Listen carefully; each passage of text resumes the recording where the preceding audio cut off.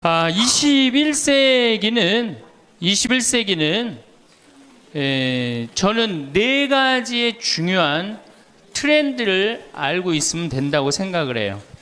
21세기는 여성의 시대고, 21세기는 노인의 시대고, 21세기는 서비스의 시대입니다.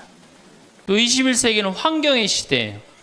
그래서 여러분들하고는 오늘 21세기는 여성의 시대와 21세기는 노인의 시대에 대한 이야기만 좀 하도록 하겠습니다. 3번에 제가 3번이 아니고 분당에 이렇게 나가보면은 먹자골목에 가보면 낮에 가보면은 전부 여자 천재예요. 여자들. 네. 남자가 없어요. 남자가. 찜질방을 가봐도 여자 천재예요. 여자 천재. 우리나라 경제권을 집안에서 60%가 여자가 결정한대요. 남자가 얼마를 결정하냐면 13% 결정한대요. 우리나라는 남자들이 결정권이 없어요. 우리 집에 어머니만 봐도 완전히 여자의 팔자가 완전히 고쳐진 걸 볼 수 있어요. 우리 어머니가 처음 시집 오셔서 어디서 식사를 하셨느냐면 부엌 부뚜막에서 하셨어. 부엌 부뚜막. 이렇게 여기다가 올려놓고 나물에 밥을 3분에 비벼 드셨대요. 지금도 어머니하고 이렇게 밥을 이렇게 먹으면 어머니가 3분 만에 드세요. 왜 이렇게 빨리 먹느냐 그러니까 6.25 이전에 시집을 와갖고 밥을 빨리 먹어야만이 소 꼴도 먹이고 죽도 쓰고 애들 젖도 먹이고 어디 감히 시아버지하고 남편하고 밥을 먹느냐 이거예요. 근데 제가 어렸을 때 어머니가 어디서 식사를 하셨냐면 방 바닥에서 하셨어요. 방에 상도 많은데 꼭 바닥에서 밥그릇을 갖다 놓고 앉아서 드시더라고요. 저는 왜 밥상에 이렇게 자리도 있는데 꼭 어머니가 저렇게 방 바닥에서 드실까 이런 생각을 했어요. 근데 어머니는 사실은 출세한 거죠. 부엌에서 방으로 들어온 것만 해도 출세한 거예요. 네. 20년 만에 방에 들어와서 식사를 하신 거예요. 근데 제가 신학교에서 방학 때 와보니까 놀라운 일이 벌어지셨어요. 어머니 밥그릇이 밥상 위로 올라왔어요. 아버지하고 마주보고 식사를 하시더라고요. 이걸 뭐라고 그러냐면 맘먹는다고 그럽니다. 이때부터 맘먹기 시작하더라고요. 아버지하고. 목소리가 어머니 목소리가 그전에는 어머니 목소리가 커졌던 기억이 안 나는데 밥상 위에 밥그릇이 올라오면서부터 이게 어머니 목소리가 더 커지기 시작했어요. 근데 제가 이제 신부돼 갖고 한 달에 한 번 집에를 가는데 이젠 더 놀라운 일이 이제 벌어졌어요. 어떤 일이 벌어졌느냐면 이제 밥을 아버지가 차려 드세요. 어머니가 안 차려주세요. 아버님 하시는 말씀이 엄마 성당 간다고 가방 들고 나가시면은 해 떨어지기 전까지는 안 들어온대요. 여러분들도 지금 오늘 아침에 상 차려놓고 지금 나왔죠? 남편이야 밥을 먹곤 말건 이게 완전히 세상이 바뀐 거죠. 어떻게 감히 남편 밥을 안 차려주고 강원도까지 옵니까? 점심 한 끼인데요. 뭐 이렇게 간이 커졌다니까 여자들이. 자, 그런데 우리 아버님은 한 달에 레지오 4일, 그 다음에 구역 밥모임 4일, 그리고 당신 개모임 한 4일, 12일을 나가서 드세요. 어머니가. 아버님이 12일을 밥을 차려 드시는데 불만을 안 삼으세요. 무슨 생각으로 불만을 안 삼나 했더니 이 늙은 나이에 내가 이 집에서 쫓겨나지 않고 밥 세끼 얻어먹는 것만 해도 감사다. 여러분들 젊은 사람들의 이혼은 줄어드는데 황혼 이혼은 지금 늘어나고 있어요. 황혼 이혼은. 그러니까 늙어서 안 쫓겨나는 게 그것도 여자한테 안 쫓겨나면 감지덕지한 거죠. 그러니까 세월이 50년 만에 완전히 바뀐 거예요. 여러분들 2002년에 판사 임용고시에 1등부터 10등까지 6명이 여자였어요. 2006년에 판사가 110명이 됐는데 남자가 56명, 여자가 54명. 근데 2007년에 판사가 90명이 임용이 됐는데 남자가 38명, 여자가 52명, 남자가 38명. 그러니까 2배가 많은 거예요. 예. 훨씬 여자가 많은 거예요. 이 작년에 외무고시 31명이 합격을 했는데 남자가 10명, 여자가 21명. 이 놀라운 통계입니다. 제가 이군 사령부에 가서 강의를 한 적이 있어요. 이군 해군 평택에 있는 장병 1000명한테 강의를 했어요. 환경 강의를 하고 끝나고 나왔는데 거기 소령님이 저한테 부대를 구경시켜줘요. 제가 이 군 부대 강의를 많이 들어가는데 꼭 군대 가면 자기 부대를 꼭 구경시켜줘요. 이군 해군 사령부가 서해 교전한 부대예요. 그 배 막 올려져 있고 배도 구경시켜주고. 근데 이제 3,000톤급 구축함을 이렇게 했는데 뭐 포가 100일이가 뭐 100m고 막 설명을 해주는데 옆에 대위 3명이 딱 걸어갔는데 여자 대위가 어깨가 딱 벌어진 키가 1m 70이 넘는데 3,000톤급 구축함은 눈에 안 들어오고 여자만 내가 이렇게 고개가 돌아갔어요. 그랬더니 이 소령님이 저한테 그러더라고요. 신부님 멋있느냐고. 아우 멋있다고. 그랬더니 그 소령님 하시는 말씀이 자기는 쟤네들만 뭐 무섭대요. 왜 무서우냐? 이게 쟤네들이 그 있는 부대 그 중대하고 남자 대위 부대하고 이렇게 축구 시합하면 꼭 여자 부대 애들이 이긴대요. 중대장. 왜? 이 군대가 얼마나 삭막해요. 그 삭막한 군대에 자기 중대장님이 여자야. 그러니까 이 시합을 하면 그 여자 중대장님을 위해서 목숨을 바쳐서 뛰는 거예요. 그래서 그 소령 얘기가 이제 곧 여자 장군 나올 거라고. 이제 곧 여자 장군 나올 겁니다. 이제는.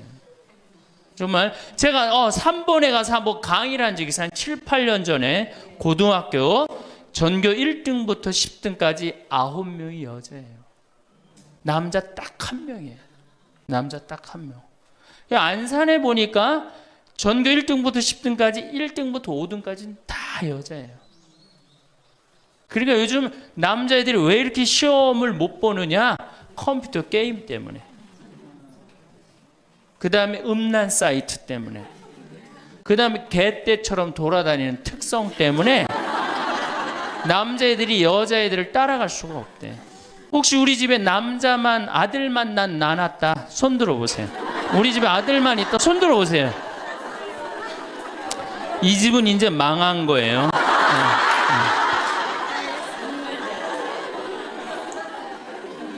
여러분들이 지금 조금 새마을 쪽으로 멀리 돌아오셨는데 거기에 횡성고등학교 민족4강고등학교가 있어요. 그런데 10년 전에는 여학생이 한 명도 입학을 못했어요. 근데 재작년부터 여학생이 훨씬 많이 입학을 합니다.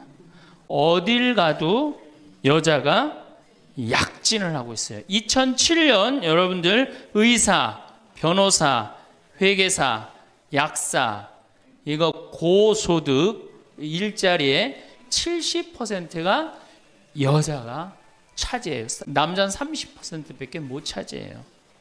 그러니까 완전히 이 여자 세상이 온 거죠.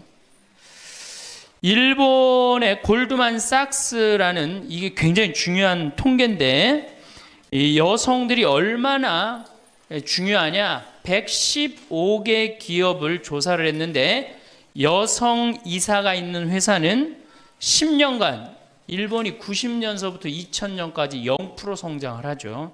10년간 주식이 96% 오른 건 다 여성 이사가 있는 회사만. 그때 일본은 전체적으로 몇 프로 올랐느냐? 13% 올랐다는 거예요. 우리 집에 이제 딸이 있다. 그렇다면 이제 역사의 한 페이지를 장식할 인물이 나올 거예요. 여기 계신 분들 중에 내가 아들을 놓으면은 처음에 아들이 고추 달고 딱 나오면 뭔가 여자로서 일을 해낸 것 같죠. 그렇죠? 내가 드디어 이 시집에 와서 이 집에 이제 대를 잇는구나. 그리고 이놈이 이제 고추를 달고 막 뛰어다니면 그렇게 뿌듯하대요. 쳐다만 봐도. 그렇죠? 근데 이제 이놈이 이제 고등학교에 가고 콧수염이 나기 시작하면은 멀어지는 거예요. 사촌이 돼버리는 거예요. 사촌이. 엄마를 봐도 말도 안 하고 씩 자기 방에 들어가고 다정하게 말 건네는 게 없어요. 어렸을 때 막 안기기도 했는데 이건 뭐 자기보다 훨씬 큰 놈이 안기지도 않고, 이 대학교 가면은 얼굴 보기 힘들어지는 팔촌이 됩니다. 이제 장가를 가면 이제 사돈이 돼버리죠.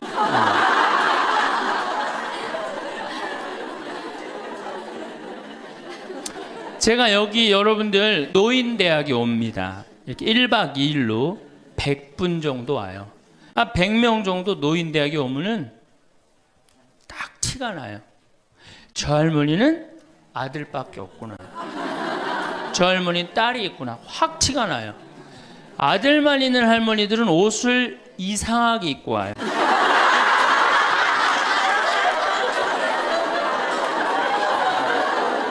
그 몸빼 바지 비슷한 거 입고 와요. 아들만 있는 할머니. 아니 관광버스를 타고 여기까지 오는데 1박 2일을 오는데 멋을 좀 내야 되는데 하여튼 몸빼 바지 비슷한 거 입고 와요. 파마를 해도 어떻게 하고 오느냐? 철모 뒤집어 쓴 거 같이 이렇게 하고 와요. 파마를 하고 와도.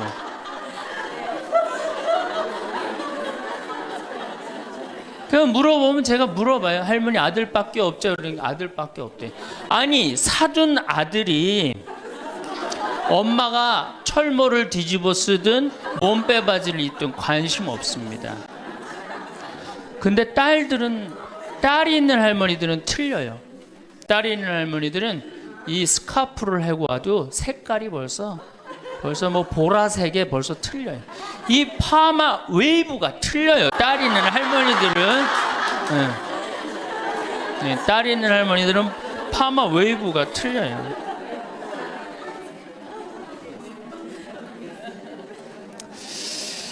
그렇다고 그러죠. 똑똑한 자식은 나라의 자식이 됩니다. 그렇죠? 똑똑한 아들 자식은 나라의 자식이 되고, 돈 많은 자식은 그렇지 사돈의 자식이 되고, 이게 어리삐리한 것만 내 아들로 남아서 평생 고생시키는 거예요. 어리삐리한 것만 내 아들로 남아서 평생을 고생시켜요. 그러니까 여러분들 중에 아들이 있다고 행복하고 뭐 믿고 완전히 시대를 잘못 알고 있는 거예요. 이제는 늙어서도 아들이 있어도 소용이 없는 시대다. 21세기는 자고로 누구의 시대냐? 여성의 시대다. 여성을 무시하면 어떤 공동체든 망하게 되어 있습니다. 어떤 공동체든. 우리나라에서 돈 제일 많이 버는 기업이 삼성이에요. 여성 이사가 제일 많은 회사가 삼성입니다. 아프가니스탄 여성 글도 안 가르쳐요. 그러니까 굶는 거예요. 샘 월튼이라는 분이 있어요. 이분이 누구냐면 월마트 창시자예요. 월마트 아시죠? 세계 최대의 기업이죠. 이 양반이 이제 세상 떠났는데 이 양반이 뭐라고 그랬냐면, 당신 회사에 결정권을 가지고 있는 여성 이사가 30%가 넘지 않는다면 당신 회사는 10년 후에 망할 걸로 생각해라. 그렇게 얘기를 했어요. 그러니까 이제는 사회에 돈 쓰는 주체는 다 누구예요? 다 여자예요. 제가 수없는 강의를 해도 내 강의를 듣는 대부분은 다 누구예요? 여자들이에요. 남자는 그 시간에 어디가 있어요? 노예처럼 돈 벌러 나가면은 그거 먹으러 다녀, 강의 들으러 다녀. 그러니까 돈을 쓰는 주체가 여성이기 때문에 여성을 이해하지 못하는 공동체는 망하게 돼 있어요. 그 많은 기업가들이 그걸 간파한 거예요. 제일 먼저 망할 때가 어디야? 한국 천주교. 모든 결정권이 누가 있어요? 남자들이 있잖아요. 주교님, 신부님들이 다 결정하잖아요. 난 걱정이 앞서요. 사회는 변해가는데 교회는 이 엄청난 시대의 변화를 이해하지 못하고 있어요. 따라가지 못하는 거죠. 그러니까 성당 나오는 대부분의 정말로 이 신앙생활하는 대부분의 우리 고객은 신앙생활하는 교우들은 누구예요? 여성이란 말이야. 근데 신부들이 뭘 알아요? 여러분들이 뭐 때문에 괴로워하는지 알아요? 몰라요. 한 걸음 건너는 거예요. 이 늙은 나이 드신 할머니들은 뭐 때문에 괴로워요? 그놈은 며느리 때문에 괴롭잖아요. 근데 우리가 며느리 때문에 괴로워하는 시어머니를 잘 이해합니까? 못하죠. 젊은 여러분들은 뭐 때문에? 죽지도 않는 시어머니 때문에 괴롭잖아요. 성당에 와서 앉아 있어도 답답한 거예요. 정말 그런 뻥 뚫리는 얘기 별로 못 들어요.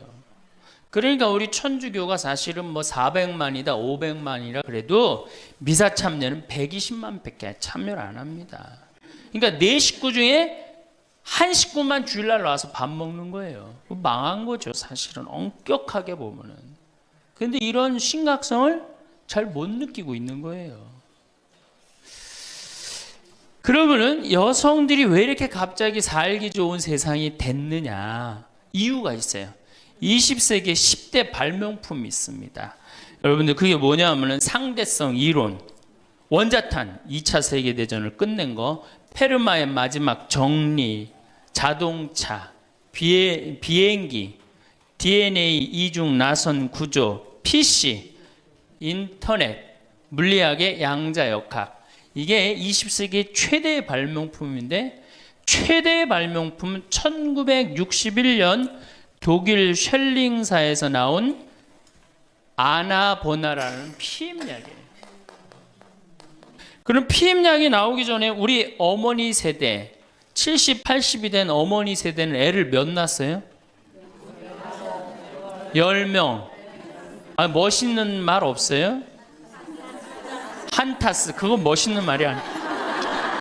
우리 어머니 세대는 어떻게 힘 닿는 대로 낳죠. 힘 닿는 대로. 그런데 이거보다 더 멋있는 말이 있어요. 생기는 대로. 얼마 전에 충청도 레지아 그 강의를 갔는데 거기서는 충청도 사람들은 또 우리하고 생각이 틀리더라고. 닥치는 대로 낳대요.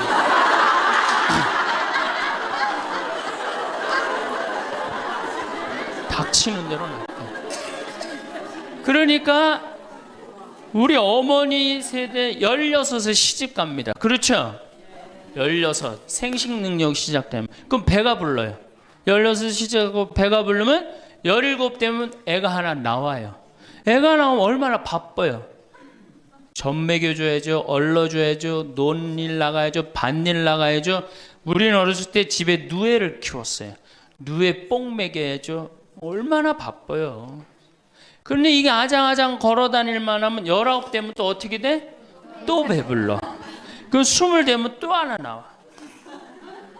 이 둘이 이제 아장아장 기어다니고 이 정신이 하나도 없죠. 22 되면 또 배불러요. 23 되면 또 나와요. 그러니까 어디 놀러 가고 싶어도 어떻게 하나는 포대기에 싸고 하나는 젖에 매달고 하나는 옆구리에 끼고 어딜 옛날에 여자들이 놀러를 가요. 집 밖 동네 밖 꿈도 못 꿨습니다. 이렇게 몇 가지 애를 놓냐면 40가지 애를 낳아요. 그러니까 몇 년 동안 애를 놓느냐면 25년 동안 애를 놓는 거예요. 25년 동안. 여러분들 이게 사람이에요?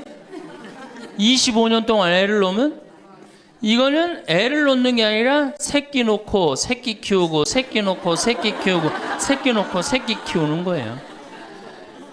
그러니까 40에 내가 애를 놓으면은 그 애는 내 첫 장남의 애하고 같이 자랍니다.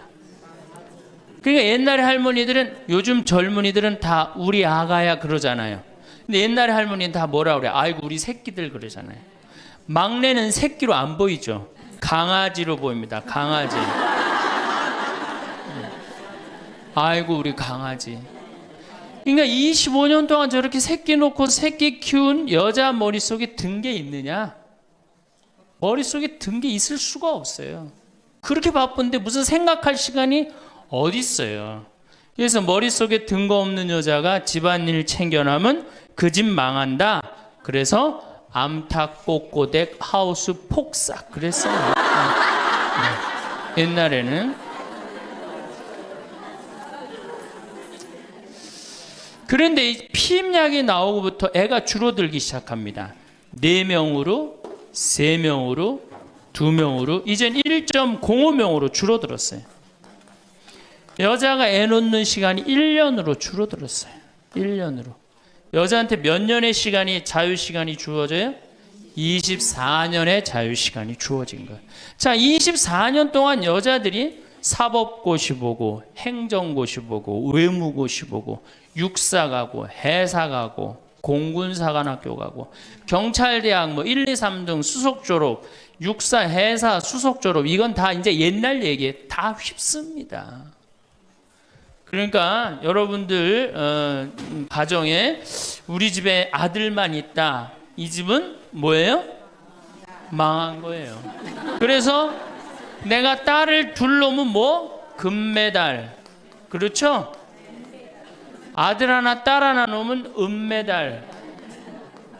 아들만 둘 놓으면 목메달. 그래요. 목메달. 동메달이 아니에요. 목메달이에요. 목메달. 그런데 문제는 이렇게 여자들이 살기 좋은 세상이 됐어요.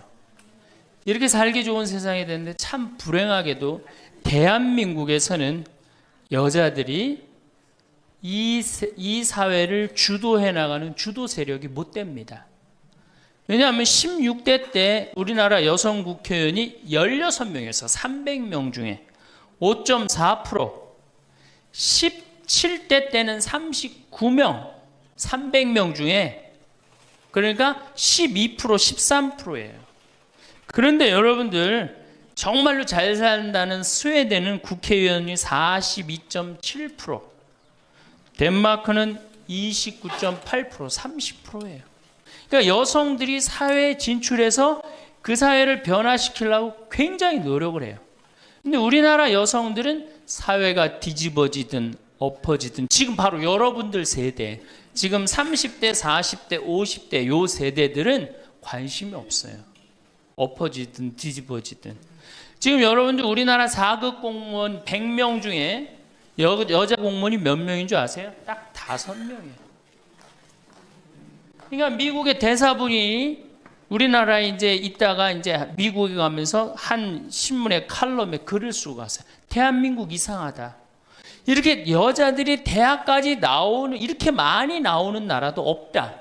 그런데 대학까지 나온 이 고급 인력이 시집만 가면 다 자기를 관둔다. 참 이상하다. 그래서 한국이 발전을 못하는 거예요.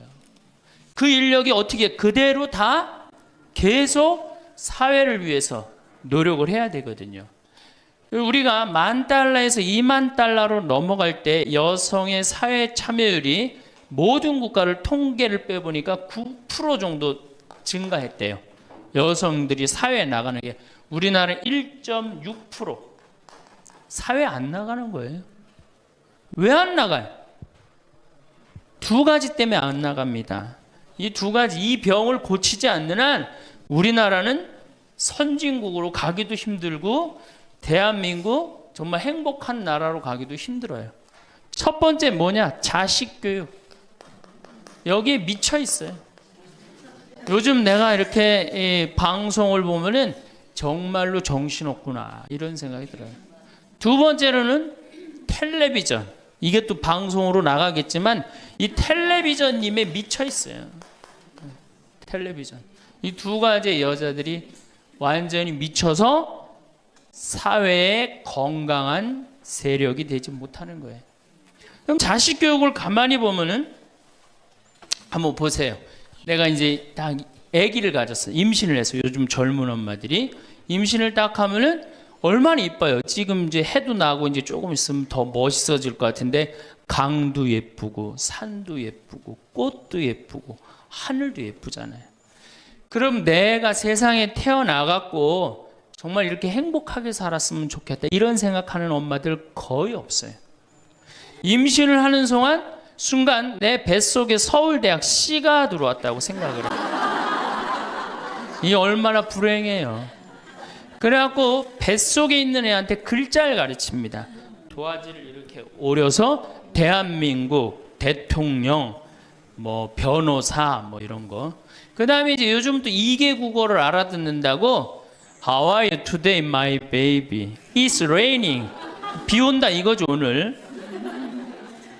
사실 여러분들 태아는 뱃속에 있으면서 10달 동안 잔다고 그래요. 그 애한테 그래서 그걸 뭐라 그래? 태교라고 그러잖아.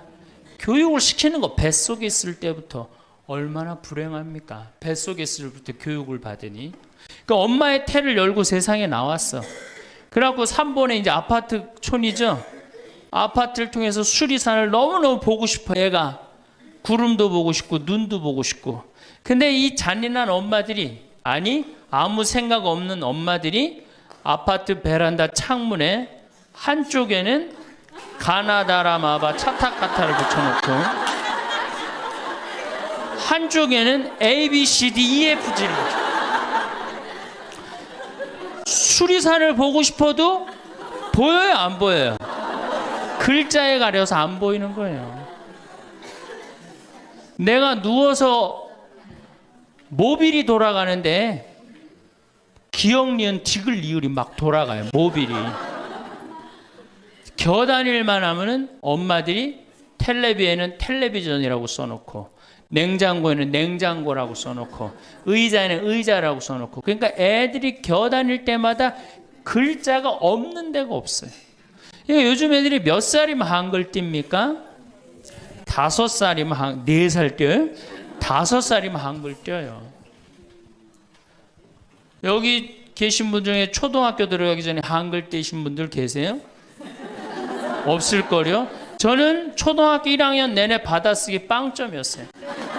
기억나요? 1년 내내 빵점이었어요. 글자가 뭔 줄 알고 학교를 들어가요. 맨 뛰어놀다가 어머니가 어느 날 갑자기 여기다 수건 딱 달아주니까 이게 학교 가는 건가 보다 하고 학교 갔죠. 2학년 때 전 한글 띄었어요. 근데 내가 5살에 한글을 띈다. 흥분됩니까? 안 됩니까? 드디어 우리 집에 천재 태어났다. 저한테 데리고 옵니다. 신부님 우리 애가 천재인가 봐요. 왜요? 텔레비에 나오는 글자 모르는 글자가 없어요. 5살밖에 안 됐는데 축복기도 좀 해주세요. 안수기도 해달라는 거죠. 그럼 내가 걔 머리에 손을 얹고 뭐라고 그러냐? 이제 네 인생은 쫑났다. 왜? 삐아제나 썸머힐이나 몬테소리 같은 유아 교육 이론을 가만히 읽어보면요. 3살, 4살, 5살 때 뇌의 75%가 형성된대요. 이때 고정적인 개념을 가르치지 말라고 그래요. 근데 이 글자를 가르치면 글자는 잘 알지만 뭐를 몰라? 다른 걸 모르는 거예요.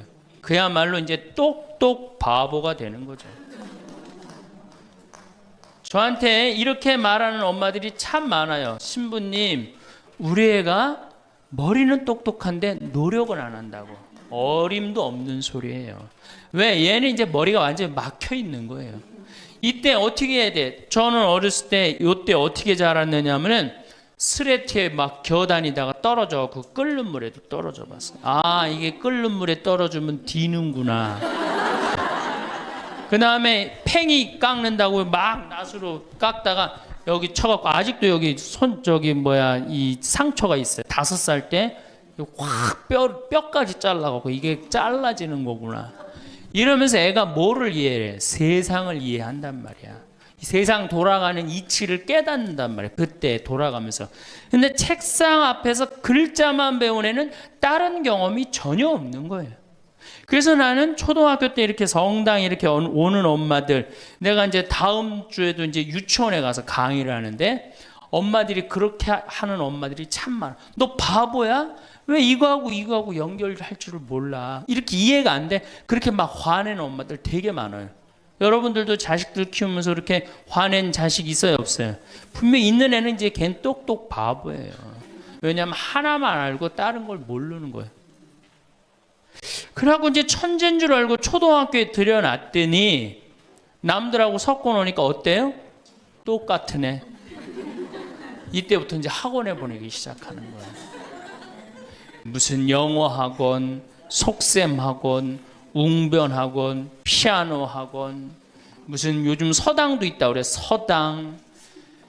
저는요, 지금 우리나라 여자들이 얼마나 정신없느냐면요, 무슨 특목 유치원이 있대요.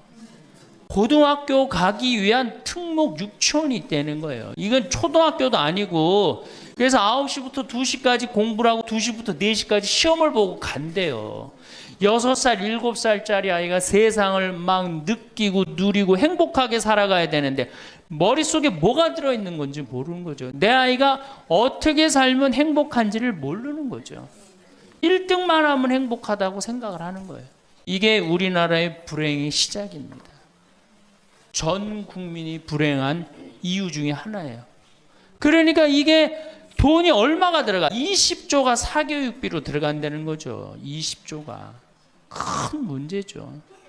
그래갖고 이제 초등학교 때는 엄마 말을 듣습니다. 왜? 엄마가 나보다 크니까. 때리면 맞아야 되고, 그리고 그때는 막 똑똑하지도 않잖아, 애가. 근데 딱 6학년만 넘어서 갖고 중학교 1학년만 되면요, 갑자기 엄마보다 애가 커져요. 딸은 그래도 괜찮아. 아들놈이 이렇게 커지면요, 확 커집니다. 그래갖고 이제 학원을 땡땡이를 깠어, 애가. 너 이놈 새끼 왜 학원 땡땡이 까고 그래? 너 공부 빨리 해야지. 좋은 대학 가서 너 출세하고 행복하지. 뭐가 좋은 대학 가는 게 행복해? 그래갖고 딱 때리려고 그러면 말 안 들으면 때리려고 그러죠. 여러분들 그러죠? 그러면 이제 아들이 딱 엄마 손을 딱 잡고 내려다보면서 중요한 게 있어요. 흰 눈동자 95%, 까만 눈동자 5%를 확 뒤집으면서 엄마를 밀쳐내면서 뭐라 그러냐면은 이거 왜 때리냐고 말로 하자고. 여러분들 중고등학교 자식한테 맞는 부모가 14%예요. 이 지금 웃으면서 우리가 얘기를 해서 그렇지 실질적으로 심각한 가정 너무나 많습니다. 실질적으로. 왜? 엄마가 어디 있어? 우리 애들한테 관리자만 있지. 얼마 전에 반포 성당에서 교육을 받으러 오셨어요. 강의 끝나고 반포 자매님 한 분이 저하고 얘기를 할 기회가 있어서, 신부님 제가 중국집을 합니다. 그래도 반포에서 합니다. 꽤 잘 되는 음식점입니다. 제가 중국 음식점에 엄마들이 점심 때 갖고 탕수육 하나 시켜갖고 애 스케줄 관리해 준다는 거예요. 아니 그거 시켜놓고 학원 어디 가고 몇 시에 뭐 가고. 야, 애가 행복할 것 같아요? 어림도 없는 소리예요. 그러니까 얘네들이 무슨 병에 걸리냐면 번아웃 병에 걸려요. 하느님이 인간으로 태어났으면 10살 때 쓸 거 20살 때, 30살 때, 40살 때, 50살 때 쓸 에너지를 줬는데 이거를 유치원부터 초등학교 때까지 다 태워 없앤 거예요. 그러니까 중학교만 올라가면 애가 에너지가 하나도 없어. 텅 비었어. 그래갖고 무슨 병에 걸리냐? 귀찮아 병에 걸려. 뭐 좀 하자 그러면 뭐라 그래? 엄마 귀찮아. 좀 나 좀 놔둬. 아무것도 하기 싫은 거예요. 그렇게 시달렸으니, 아니 초등학교 때는 4시간, 8살짜리가 4시간 공부하면 많이 한 거 아니에요? 공부? 근데 요즘 애들이 어떻게 해요? 밤 10시까지 학원을 다녀요. 그래서 한 애가 자살을 했잖아요. 근데 유서를 써놨는데 뭐라고 써놓고 아버지는 8시에 들어오는데 왜 내가 10시에 들어와야 되느냐. 4학년 애가 초등학교. 이렇게 인생이 힘든 거라면 죽겠다. 그리고 뛰어내려서 죽었어요. 이거 누가 만드는 거예요? 여러분들이 만드는 거예요. 여러분들이 도대체 인생을 어떻게 살면 행복하고 우리가 내 아이에 맞게 살아가야 되는데 내 아이가 공부만 못하면 뭐라 그래? 너 커서 뭐가 될래? 어? 근데 유태인들은요 공부를 못해도 애 기를 안 죽인대요. 우리는 공부 못하면 애 기 죽여, 인간성 나빠, 불효자의 천하의 몹쓸 놈이야. 꼴뚱하면은. 근데 유태인들은요 꼴뚱을 하면은요 부모가 애 기를 절대 안 죽인다. 꼴뚱하는 것도 서러운데 집에서 기까지 죽이면 애는 어디로 가라고. 그러니까 너 꼴뚱해도 괜찮아. 커서 돈만 많이 벌어. 지금 반에서 1, 2등 하는 애들 다 네 나중에 비서로 쓰고 회계사로 쓰면 돼. 걔네들 지금 열심히 공부하는 이유가 다 너를 위해서 공부하는 거야. 완전히 애 기를 살려주는 거예요. 그러니까 스티븐 스필버그가 나오는 거예요. 여러분들 스티븐 스필버그가 고등학교 2학년 때 학교 적응을 못해서 학교를 관둡니다. 그리고 지지나 반에 편성돼요. 지지나 반에. 그런데 엄마가 어떻게 했느냐? 우리 아들은 영화를 좋아하니까 우리 아들은 상상력이 좋으니까 훌륭할 거야. 끊임없이 아이의 기를 살려줘요. 이 사람이 어떻게 됐어요? 세계 최고의 감독이 된 거예요. 그 상상력 하나만 가지고 엄마가 만약에 공부 꼴 지지나반 이 지지나반에 들어간 이 지질이 복도 없는 거 내가 팔자도 없지 이랬다면 스티븐 스필버그가 나오지 않았을 거예요. 근데 우리나라는 꼴등하면 인간성 나쁘고 불효자고 부모님 마음 이해 못하고 사실은 꼴등하는 애들이에요. 여러분들 성격 좋은 애들이 꼴등하는 거예요. 이 유한 애들이 독한 놈들이 1등하는 거예요. 여러분들 자식들 중에 1등하는 애들이 있으면 독한 애들이에요. 그거 좋아할 거 하나도 없어요. 자, 이제 우리가 자녀들 이제 엄마들이 무슨 생각을 하냐면 내가 내 아이를 정말로 행복하게 키운다는 생각 아니면 차라리 신앙으로도 키워야 되는데 이게 대학에 미쳐 있기 때문에 중학교 3학년, 고등학교 3학년 때 미사를 안 나가면은 은근히 눈을 감아줘요. 은근히 눈을 감아줘요. 이때 막 강하게 얘기를 안 합니다. 근데 사실 이게 이제 우리가 정말로 잘못 키우는 거죠. 자식을 완전히 잘못 키우는 거예요. 우리가 우리 자식들을 질서를 알게 키우든가 아니면 예의를 알게 키우든가 아니면 사랑을 알게 키우든가 봉사를 알게 키워야 되는데 너 편안하고 너 1등만 하면 최고야. 네가 1등만 하면 모든 게 다 용서돼. 그런 거예요. 우리가 얼마나 자식을 잘못 키우느냐 하면 제가 이제 20년 전이에요. 신학교 졸업하고 내 동창 신학생하고 제주도 여행을 가기로 했어요. 근데 내가 이제 혼자 이제 돈이 없어갖고 이제 나하고 같이 가서 부산에 가서 비행기를 탔어요. 24년 만에 처음으로 비행기를 탄 거예요. 참 굉장히 설레고 막 기대되더라고. 그래서 창가에 앉으면 막 밑에 내려다 보이는 거 막 꽃피는 팔도강산의 마지막 해가 그 장면이었어요. 비행기 타고 막 아래 내려다 보는 거. 그래서 나도 그걸 꿈꾸면서 나 비행기를 탔어요. 근데 마침 주님께서 날 도와주셔갖고 제가 창가에 딱 앉았어요. 내 옆에 내 신학생이 옆에 앉고. 그래갖고 폼을 있는 대로 바깥에 내다보고 막 난리를 치는데 저쪽에서 이제 젊은 엄마가 한 5살짜리 아이의 손을 잡고 또박또박 걸었는데 왠지 불안하더라고. 그러더니 아니나 달라 바로 내 옆자리, 내 좌석 옆자리에 딱 앉는 거예요. 근데 이 5살짜리 놈이 엄마한테 졸르기 시작하는 거야. 엄마 나 창가에 앉고 싶다는 거예요.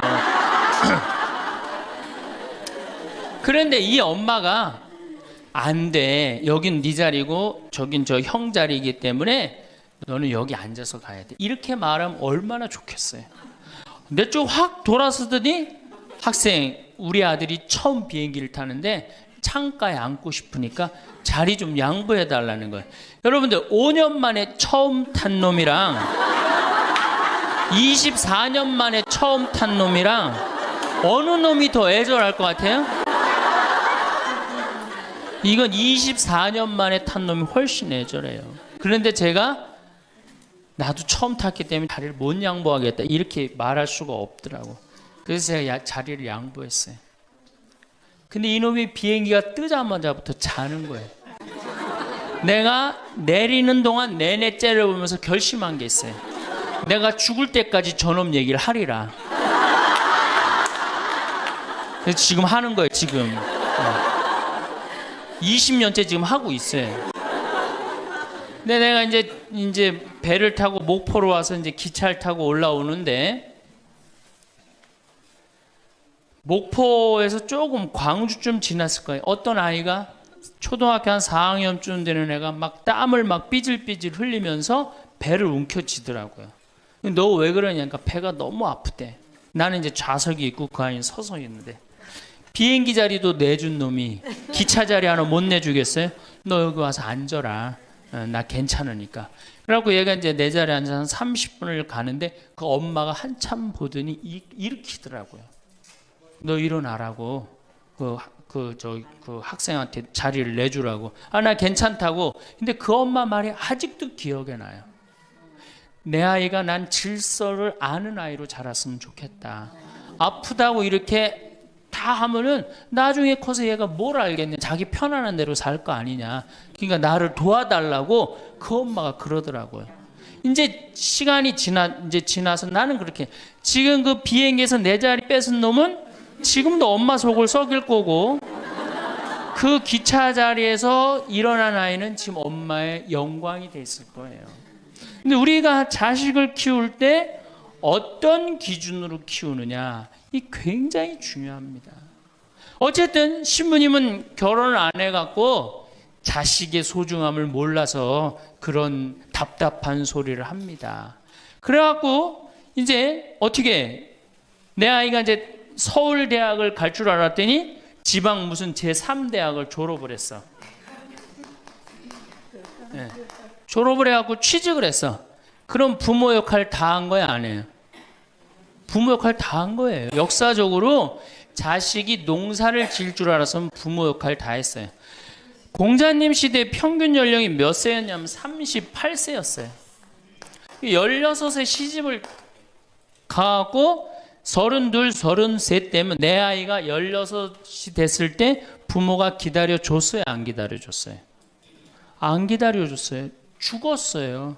그러니까 옛날에는 자식이 부모한테 애절합니까? 안 애절합니까? 애절해요. 죽지 말라고. 그러니까 옛날에는 장남이 어머니 아버지 돌아가시면 어떻게 손가락 깨물어서 단지해드렸어요. 입에다 피 넣어드렸어요. 그건 어느 장남이나 부모가 30대 돌아가면 다 합니다. 그리고 허벅지 잘라서 고기 먹고 싶다면 자기가 직접 해주고 그게 뭐 상상이 안 가는 일이지만 옛날에는 그게 가능했어요. 왜? 이렇게 날 키우고 지금 죽으면 어떻게 하느냐. 그리고 옛날에 장남이 죽지 말라고 그러는 이유가 있어요. 왜 죽지 말라고 하면 동생이 13, 17, 4, 1살이란 말이야. 아니 이렇게 나눠놓고 지금 죽으면 이거 누가 키워야 돼? 장남이 키워야 되잖아요. 그러니까 죽지 말라고 그랬던 거예요. 근데 우리 어머니가 60까지 살았어. 그러면은 이 1살이 시집 장가가는 나이예요. 그러니까 장남이 너무 고맙다고 이렇게 내 동생 다 키워줘서 너무 고맙다고 잔치를 해준 게 바로 회갑잔치, 환갑잔치예요. 그러니까 옛날에는 환갑이 굉장히 의미가 있었어. 그런데 요즘은 환갑을 차려줬는데도 이게 안 죽네.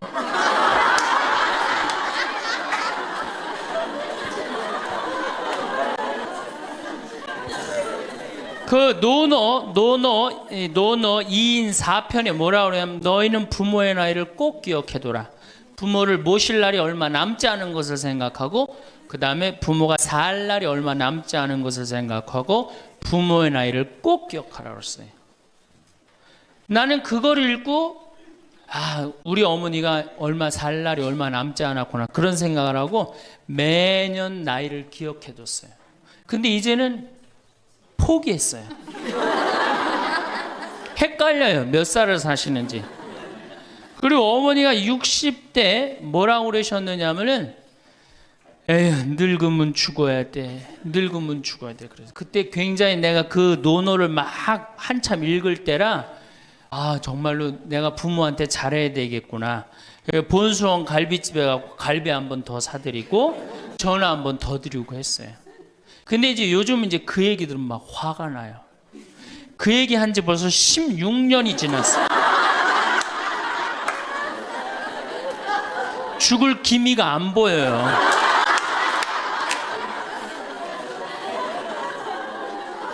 그래서 제가 2년 전에 어머니한테 가서 그랬어요. 어머니, 자식들 앞에서 이제 늙으면 죽는다는 소리 하지 말아라. 자식들 사기치는 것도 아니고 이게 뭐냐.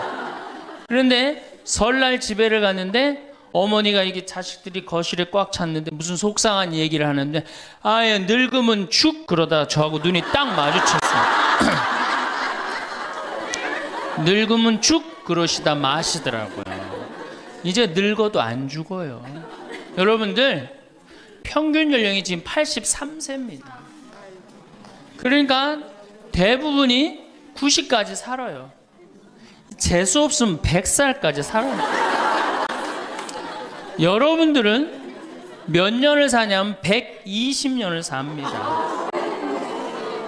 그럼 몇 년 남은 거예요? 여러분들 자식들한테, 공부 못하는 자식한테 너 늙어 커서 뭐가 될래? 이거 말하는 정신이 있으면은 나 늙어서 뭐가 될까? 이거 먼저 걱정하셔야 돼요. 여러분들 앞으로도 50년, 60년 남아 있어요. 근데 이렇게 오래 살 줄 모르고 있는 돈 없는 돈 누구한테 다 쏟아붓어? 자식한테 다 쏟아붓어. 있는 돈 없는 돈. 그리고 맨 손가락 빨면서 50년을 산다. 이건 축복이 아니라 저주예요. 저주. 정말로 생각 잘 하셔야 돼요. 우리나라 여성들 지금 자식한테 지금 학원비 1년에 20조 쏟아 넣을 일이 아니에요. 늙어서 죽지 않으면 결국은 누구하고 힘들어져요? 자식하고 힘들어질 거 아니야. 돈은 한 푼 없지. 자식은 그래도 공부시켰다고 쳐다는 보는데 죽지도 않고 계속, 그것도 1, 2년도 아니고 40년, 50년 이렇게 보고 있으면 어때요, 여러분들? 이 생각하면 딱 쉬워요. 여러분들 주위에 40살 먹은 아들이 장가도 안 가고 빈둥빈둥 엄마 주위에서 이렇게 붙어서 살아. 40살 된 딸이 시집도 안 가고 엄마 아빠 옆에서 붙어서 살아. 그 딸 이뻐요, 미워요? 밉죠? 반대로 뒤집어서 생각해 봅시다. 우리 엄마가 90이 됐는데 죽지도 않고 빈둥빈둥 나한테 매달려서 살아. 그럼 그 자식 이쁠 것 같아요? 부모가 이쁠 것 같아요? 안 이쁠 것 같아요? 미워요. 이건 어쩔 수 없어요.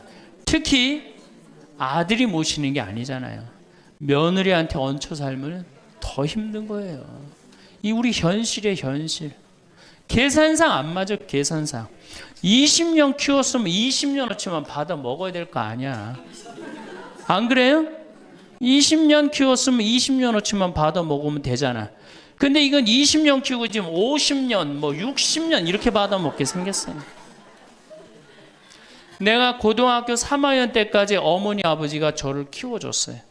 고등학교 3학년 때까지 참 고맙더라고요. 신부가 돼서 그런 생각이 했어요. 그래도 옛날에는 신부가 집안 떠난다 그러지만 지금은 집안하고 신부하고 연관이 많아요. 그래서 내가 그래도 어머니 아버지가 나를 20년 키워줬으니까 내가 20년은 갚으리라.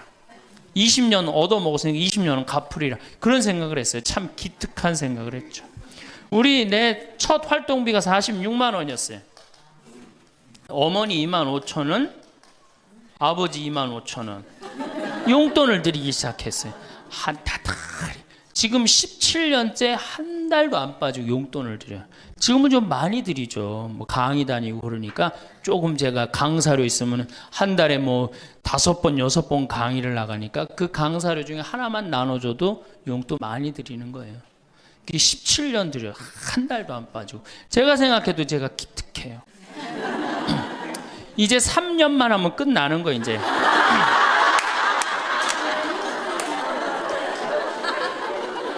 3년만 하면 끝나는데 집에 가보면은요 3년으로 끝날 것 같지가 않아요.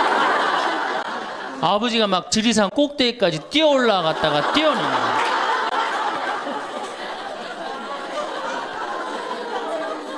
이 심각한 문제입니다. 네. 그러니까 아버님이 이렇게 지금 이제 78이신데 우리 큰형님, 형님으로 동네에서는 알고 있어요. 근데 여러분도 한번 생각을 해보세요. 내가 돈 없이 정말로 50년을 자식한테 얹혀서 산다.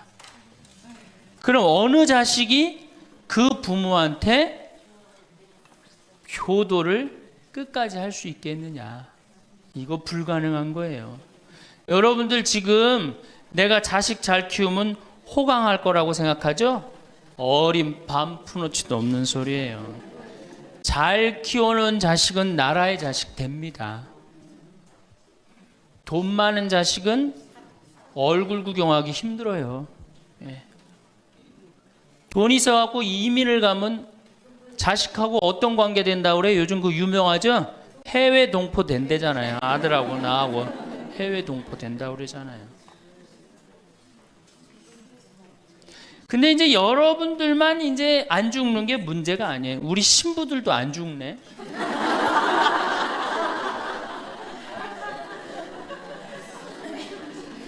신부들이 내가 신부 될 때 우리 수원교회 은퇴사제가 한 분 계셨어요. 한 분 계셨는데 지금 19분 계세요. 19분이 우리가 은퇴기금을 모았는데 벌써 다 쓰셨어요. 그리고 이제 죽지도 않고 그대로 가세요.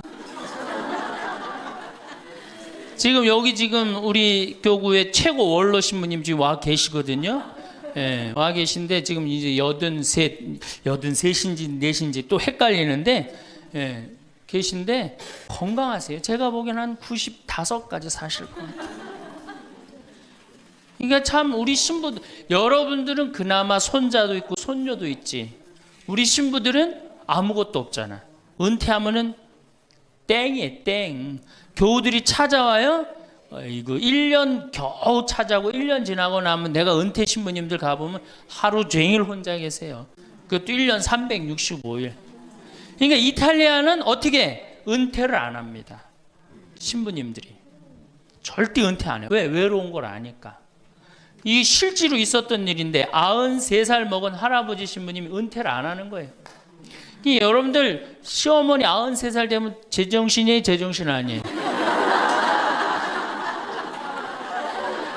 아니 93살 먹은 신부님이 93살이 정신이 오락가락 하는 거예요. 그러니까 이게 이 신부님이 혼배 때 이제 장례 강론하고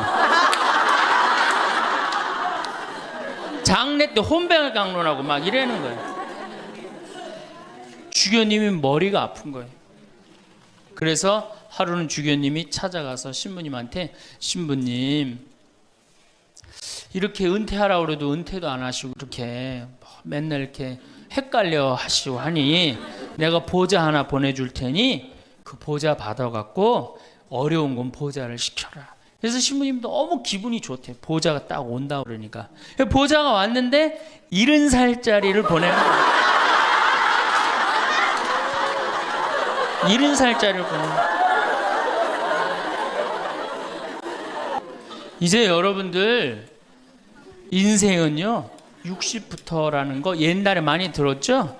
실질적으로 인생은 60부터예요.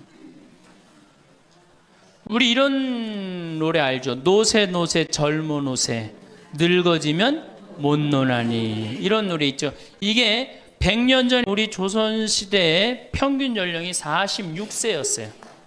이때는 늙어서 놀 수가 없었어. 왜? 젊어서 다 죽었으니까. 근데 이 노래 이제 완전히 고쳐야 돼. 노세 노세 늙어 노세. 늙어지면 안 죽나니. 이제 안 죽어요. 이제 안 죽어요.